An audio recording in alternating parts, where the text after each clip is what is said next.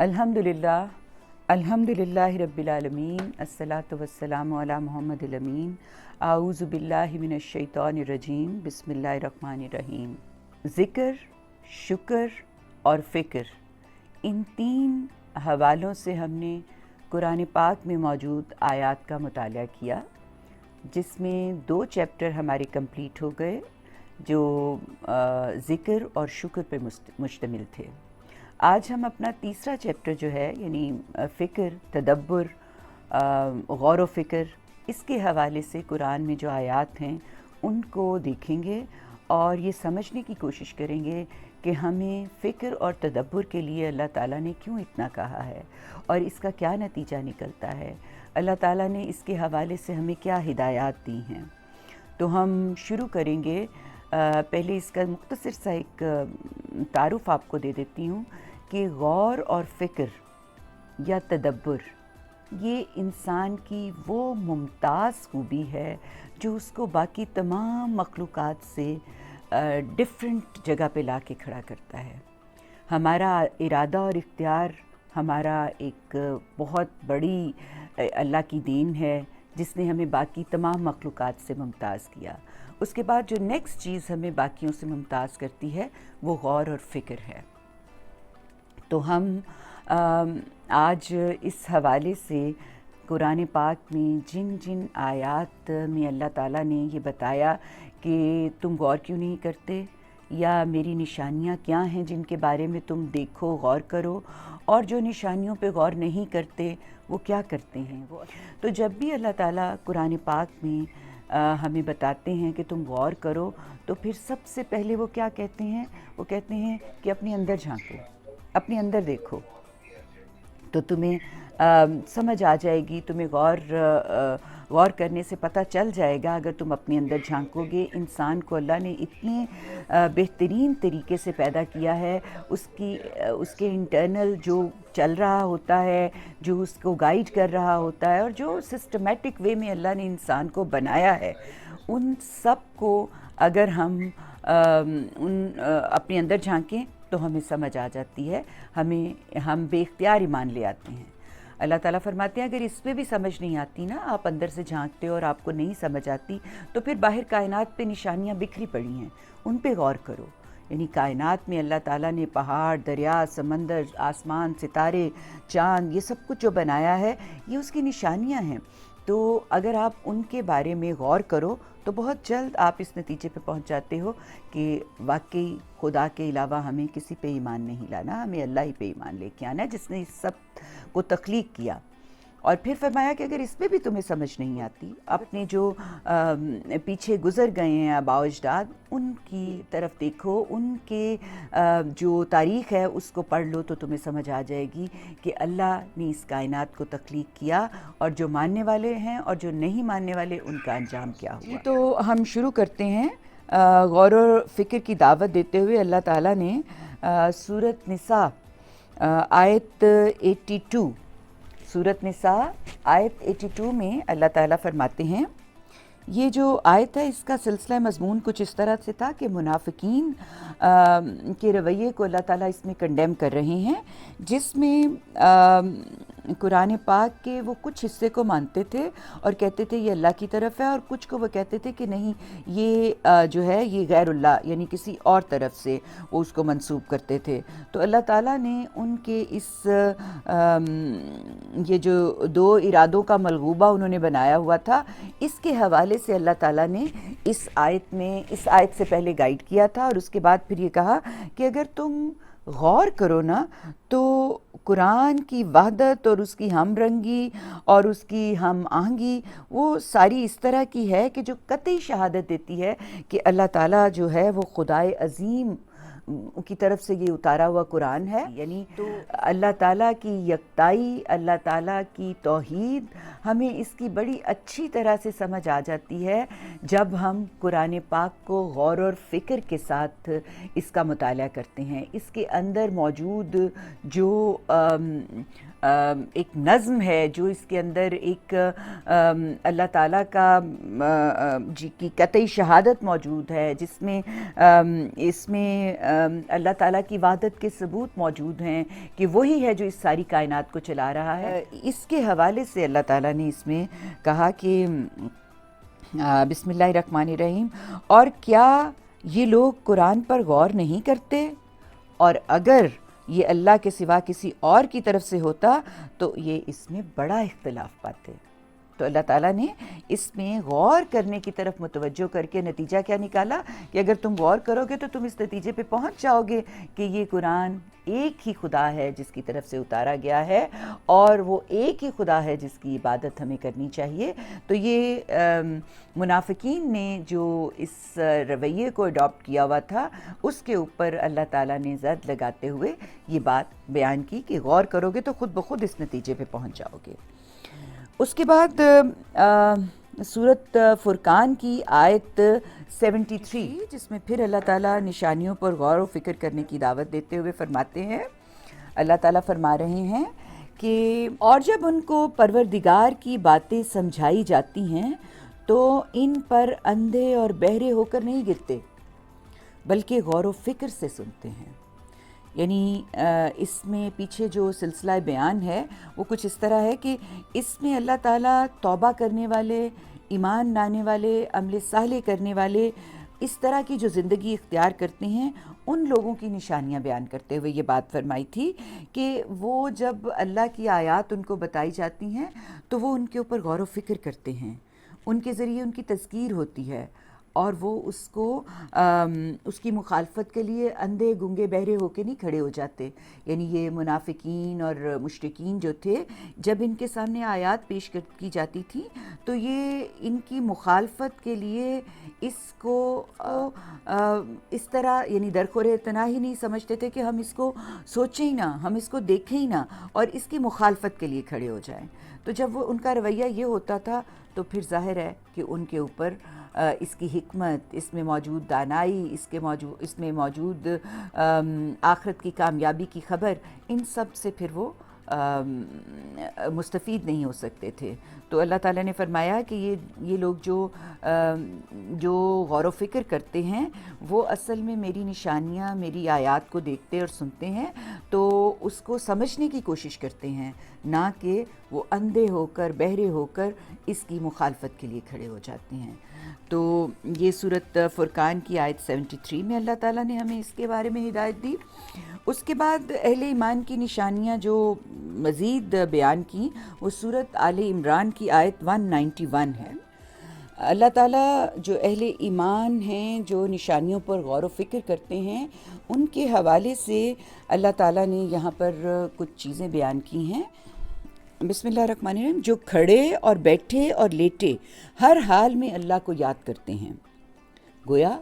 خدا ان پہ چھایا رہتا ہے، سارا وقت وہ خدا کے حضور کی جو حاضری ہے، یا اگر مکمل حاضری کی کیفیت نہیں بھی تو یہ اس احساس کے ساتھ جی رہے ہوتے ہیں کہ خدا ہمیں دیکھ رہا ہے۔ تو فرمایا کہ گویا خدا ان کے اوپر چھایا رہتا ہے، اور آسمانوں اور زمین کی پیدائش پر یہ غور کرتے ہیں اور کہتے ہیں کہ اے پروردگار، تو نے اس مخلوق کو بے فائدہ نہیں پیدا کیا، تو قیامت کے دن ہمیں دوزخ کے عذاب سے محفوظ رکھ۔ یہ بڑی بات ہے کہ آپ جب غور کرتے ہیں تو آپ خود بخود نتائج نکالنے کے قابل ہو جاتے ہیں۔ جب آپ غور کرتے ہیں تو آپ یہ نتیجہ نکالتے ہیں کہ یہ دنیا، یہ کائنات بے مقصد تخلیق نہیں کی گئی، یہ بے فائدہ نہیں ہے بنائی گئی۔ تو یہ جب بندہ اس پہ غور کرتا ہے کہ اس کا بنانے کا مقصد کیا ہے اور اینڈ کیا ہونے والا ہے، تو بے اختیار اس کو سمجھ آ جاتی ہے کہ جو کریٹر ہے اس نے ہمیں اس دنیا میں کیوں بھیجا ہے اور ہمیں آخرت میں کیا فیس کرنے ہم جا رہے ہیں۔ تو پھر ہم دعا مانگتے ہیں، یعنی ہمارا کنیکشن ہوتا ہے اللہ کے ساتھ۔ دعا اللہ کے ساتھ کنیکشن کا نام ہے، ذکر کا نام ہے۔ تو ہمیں سمجھ آتی ہے، ہمیں پتہ چلتا ہے کہ یہ کائنات بے مقصد نہیں اور ہم نے ایک دن اس کی طرف جانا ہے، تو ہمیں اس کی تیاری کرنی ہے اور اللہ سے ہم دعا گو ہیں کہ وہ اللہ ہمیں دوزخ کے عذاب سے محفوظ رکھے۔ تو گویا یہ نتیجہ ہے ہمارا کس بات کا، جب ہم غور و فکر کرتے ہیں۔ پھر اس کے بعد غور و فکر کے حوالے سے اللہ تعالیٰ نے سورۃ روم آیت 8 میں فرمایا، یعنی انکریج کیا کہ آپ غور اور فکر کریں۔ کیا کہا انہوں نے کہا کیا انہوں نے اپنے دل میں غور نہیں کیا کہ اللہ نے آسمان اور زمین کو جو کچھ ان دونوں کے درمیان ہے ان کو حکمت اور ایک وقت مقرر کے لیے پیدا کیا ہے، اور بہت سے لوگ اپنے پروردگار سے ملنے کے قائل ہی نہیں۔ یعنی انہیں پتہ ہے کہ یہ چونکہ وہ غور نہیں کرتے نا، تو ان کو سمجھ ہی نہیں آتی کہ یہ زمین اور آسمان کے پیدا کرنے کا مقصد کیا ہے، اور ایک وقت مقرر کے لیے اس دنیا میں کیوں بھیجا گیا ہے۔ اور جب وہ ان باتوں پہ غور نہیں کرتے تو انفیکٹ وہ آخرت کے منکر ہو جاتے ہیں، آخرت کا انکار کر دیتے ہیں، اور جو آخرت کا انکار کر دیتا ہے وہ کتنے خسارے میں ہوتا ہے۔ ظاہر ہے کہ اللہ تعالیٰ آخرت میں اس کے لیے کچھ بھی نہیں رکھیں گے۔ جس نے دنیا اس احساس کے بغیر جی لی کہ آخرت بھی کوئی چیز ہے، تو پھر ظاہر ہے کہ آخرت میں ان کے لیے کوئی بھی حصہ نہیں ہوگا۔ گویا جب ہم غور کرتے ہیں تو اس کے نتیجے میں جو چیزیں ہمیں سمجھ آتی ہیں، قرآن کی روشنی میں جب غور کرتے ہیں، اللہ کی بتائے ہوئے احکامات کی روشنی میں جب ہم غور کرتے ہیں، تو اس کے نتیجے میں ہم جو نتیجہ نکالتے ہیں وہ ہمارے لیے بڑا باعث رحمت اور باعث کرم ہوتا ہے۔ اب ہم اس کے بعد کچھ چیزیں اور دیکھیں کہ اللہ تعالیٰ نے کائنات میں غور و فکر کے حوالے سے ہمیں مزید جو رہنمائی کی وہ ہم دیکھتے ہیں کہ وہ کیا ہے۔ سب سے پہلے سورۃ ہجر کی آیت 86 میں اللہ تعالیٰ فرماتے ہیں، کچھ شک نہیں کہ تمہارا پروردگار ہی سب کچھ پیدا کرنے والا اور جاننے والا ہے۔ لیکن کیا ہوتا ہے، جیسے سورۃ نحل کی آیت 17 میں بتایا کہ تو جو اتنی مخلوقات پیدا کرے، کیا وہ ویسا ہے جو کچھ بھی پیدا نہ کرے؟ تو تم غور کیوں نہیں کرتے؟ یعنی اتنا کچھ ہے کائنات میں بکھرا پڑا، اتنی نشانیاں ہیں اس کی جو ہمارے پاس ہیں، تو کیا ہوتا ہے کہ جب آپ غور نہیں کرتے تو ان نشانیوں سے آپ مستفید ہی نہیں ہو سکتے، آپ ان سے فائدہ ہی نہیں اٹھا سکتے۔ تو سورۃ یاسین میں اللہ تعالیٰ آیت 81 میں فرماتے ہیں، بھلا جس نے آسمان اور زمین پیدا کیا ہے، کیا وہ اس بات پر قادر نہیں کہ ان کو پھر ویسے ہی پیدا کرے؟ کیوں نہیں، بے شک وہ قادر ہے، اور وہی تو بڑا پیدا کرنے والا اور علم والا ہے۔ گویا جب وہ ایک دفعہ کائنات تخلیق کر سکتا ہے تو دوسری دفعہ کیوں نہیں کرے گا؟ جب آپ انکار کرتے ہیں تو آپ کیا کر رہے ہیں کہ آپ اس پہ غور نہیں کر رہے، آپ اس سے نتیجہ نہیں نکال رہے، اور اس کی وجہ سے آپ بہت بڑے خسارے میں ہیں کہ آپ یہ سمجھ رہے ہیں کہ دوبارہ ہم نے اٹھنا ہی نہیں، دوبارہ ہمارا کوئی حساب کتاب ہونا ہی نہیں۔ تو یہ ایک غلط فہمی ہے جو کہ ان کے غور نہ کرنے کا نتیجہ ہے۔ اس کے بعد مزید اپنی نشانیوں پر غور کرنے کے لیے فرمایا، سورۃ زمر کی آیت 62 فرمایا، اللہ ہی ہر چیز کا پیدا کرنے والا ہے اور وہی ہر چیز کا نگران ہے۔ اور پھر ساتھ ہی ساتھ سورۃ غاشیہ میں 3 آیات ہیں جس میں اللہ تعالیٰ نے ہمیں غور کرنے کے لیے کہا کہ آسمان کو دیکھو، پہاڑوں کو دیکھو، زمین کو دیکھو، یہ سارے اگر تم غور کرو گے ان کے اوپر تو ان کی تخلیق میں تمہیں بہت کچھ نظر آ جائے گا۔ سورۃ غاشیہ کی آیت 18، 19 اور 20 فرمایا، اور آسمان کی طرف دیکھو کہ کیسا بلند کیا گیا ہے، پہاڑوں کی طرف کہ کس طرح کھڑے کیے گئے ہیں، اور زمین کی طرف کہ کس طرح وہ بچھائی گئی ہے۔ جب ان کے اوپر ہم غور کریں گے تو ہم خود بخود نتیجہ نکالیں گے کہ یہ کائنات بے مقصد نہیں تخلیق کی گئی، اس کائنات کا مقصد ہے، اور اس مقصد کو ہم جانیں اور اس کے ذریعے ہم وہ آخری حتمی کامیابی حاصل کرنے جس کے بعد پھر کوئی ناکامی نہیں۔ تو اسی طرح اللہ تعالیٰ نے ہم آخر میں یہ دیکھتے ہیں کہ وہ کیا تنبیہات ہیں جو غور و فکر نہ کرنے والوں کو اللہ تعالیٰ نے قرآن پاک میں بیان کی۔ اس میں سورۃ یونس کی آیت 101 میں اللہ تعالیٰ فرماتے ہیں، آپ کہہ دیجئے کہ دیکھو تو آسمان اور زمین میں کیا کچھ ہے، مگر جو لوگ ایمان نہیں رکھتے ان کے لیے نشانیاں اور کچھ کام نہیں آتی۔ یعنی جب آپ نے ان پہ غور ہی نہیں کرنا تو پھر آسمان اور زمین میں اللہ تعالیٰ نے کیا کچھ نہیں رکھا، اس کے بارے میں آپ غور ہی نہیں کر پاتے۔ اور پھر اس کے بعد اللہ تعالیٰ نے فرمایا سورت یوسف آیت 105 اور 106 میں فرمایا، اور آسمان اور زمین میں بہت سی نشانیاں ہیں جن سے یہ منہ موڑ کر گزر جاتے ہیں، اور یہ اکثر اللہ پر ایمان نہیں رکھتے مگر ان کے ساتھ شرک کرتے ہیں۔ ظاہر ہے جب آپ نشانیوں پہ غور نہیں کریں گے، آپ ایمان نہیں لے کے آئیں گے اور آپ شرک میں مبتلا ہوں گے، اور شرک ایک ایسی نجاست ہے جو آپ کو ہر چیز سے محروم کر دیتی ہے۔ اللہ تعالیٰ نے اس دنیا میں ہمیں پاک ہونے کے لیے بھیجا ہے، تو اگر ہم شرک کی نجاست کو اپنے اوپر اوڑھ کے جائیں گے تو پھر جنت ہمارے لیے بند ہے۔ تو فرمایا کہ اللہ تعالیٰ کی نشانیوں پر غور کرو، اور جب تم غور کرو گے تو تم اس کا نتیجہ نکالو گے اور اللہ سے جڑ جاؤ گے، اور پھر ایمان تمہیں نصیب ہو جائے گا۔ اور یہ ان لوگوں کے لیے جو مشرکین مکہ اور منافقین لوگ تھے جو اللہ کی آیات کا انکار کر رہے تھے، ان کو یہ نشانیاں بتاتے ہوئے کہا گیا ہے کہ ان پہ غور کرو۔ جب تم ان سے اعراض کرتے ہوئے، منہ موڑتے ہوئے گزر جاتے ہو تو اس کا نتیجہ تمہارے لیے بہت ہی خطرناک ہے۔ اور آخر میں سورت یاسین کی آیت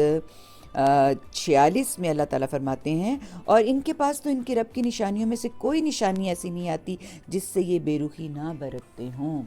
یعنی چونکہ یہ غور نہیں کرتے، چونکہ انہوں نے ماننے سے انکار کیا ہوا ہے، چونکہ یہ اپنے نفس کے تابع ہو کے کھڑے ہیں، انہوں نے خدا کی نشانیوں پر غور نہیں کرنا، چونکہ انہوں نے یہ سارے کام نہیں کرنے، تو جب بھی ان کے پاس کوئی نشانی آتی ہے، یعنی یہ آیات، یہ جو اللہ نے قرآن پاک نازل کیا ہے، اس میں جو آیات ہیں یہ نشانیاں ہیں، اللہ کی آیت کا مطلب ہی نشانی ہے، تو یہ نشانیاں ہیں جن پہ یہ بے رخی سے گزرتے ہیں، یہ غور نہیں کرتے، اور ان کا نتیجہ یہ ہے کہ ان کو ہدایت نصیب نہیں ہوتی، اور جب ہدایت نصیب نہیں ہوتی تو یہ آخرت میں ہمیشہ ہمیشہ کے لیے مایوس لوگ جو دوزخ کے اہل ٹھہریں گے، یہ ان میں آ جائیں گے۔ اللہ سے دعا ہے کہ اللہ ہمیں توفیق دے کہ ہم ان تمام باتوں پہ عمل کریں جو کہ اللہ نے ہمیں ہدایت کی، اور ہم اللہ کے شکر گزار اور ذکر کرنے والے اور اس کے ساتھ ساتھ غور و فکر کرنے والے لوگوں میں ہوں۔ ذکر، شکر اور غور و فکر یہ ہماری زندگی کا